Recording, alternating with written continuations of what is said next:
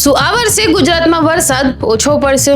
શું super L Nino ગુજરાતના ખેડૂતો અને સામાન્ય લોકો માટે ચિંતાનું કારણ બની શકે છે? અને સૌથી મોટો સવાલ, શું આ વખતે ચોમાસું નિરાશ કરશે?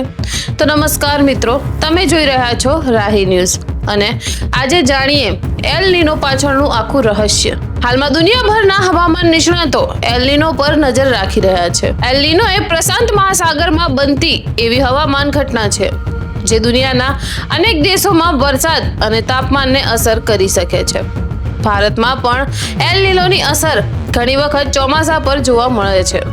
ઘણા વર્ષોમાં એલ નીનો દરમિયાન સામાન્ય કરતા ઓછો વરસાદ નોંધાયો છે.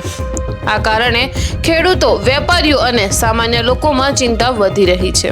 પરંતુ અહીં એક મહત્વની વાત છે કે એલ નીનો હોવાનો અર્થ એવો નથી કે ગુજરાતમાં વરસાદ નહીં જ પડે.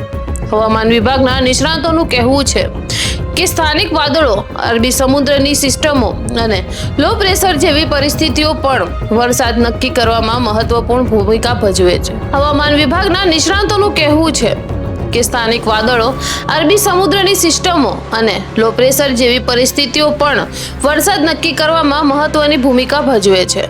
એટલે કેટલાક વિસ્તારોમાં વરસાદ ઓછો રહી શકે છે તો કેટલાક વિસ્તારોમાં ભારે વરસાદ પણ પડી શકે છે. હવે સૌથી મોટો પ્રશ્ન, ગુજરાત માટે આગળ શું છે? શું ખેડૂતોને મુશ્કેલી પડશે? શું જળાશયો પૂરતા ભરાશે કે પછી એલ નીનોની તમામ આગાહીઓને ખોટી સાબિત કરીને ચોમાસું જોરદાર એન્ટ્રી કરશે?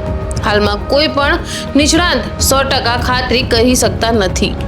આગામી કેટલાક અઠવાડિયા ગુજરાતના ચોમાસા માટે ખૂબ જ મહત્વપૂર્ણ છે અને હવામાનમાં થતો દરેક બદલાવ પર સૌની નજર રહેશે.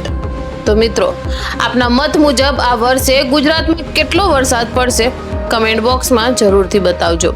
અને જો વિડીયો પસંદ આવ્યો હોય તો લાઈક કરો, શેર કરો અને આવી જ મહત્વની અપડેટ માટે રાહી ન્યૂઝને સબસ્ક્રાઇબ કરવાનું ન ભૂલતા. હું મળું ફરી એક નવી અને રસપ્રદ ખબર સાથે. ત્યાં સુધી સૌને નમસ્કાર.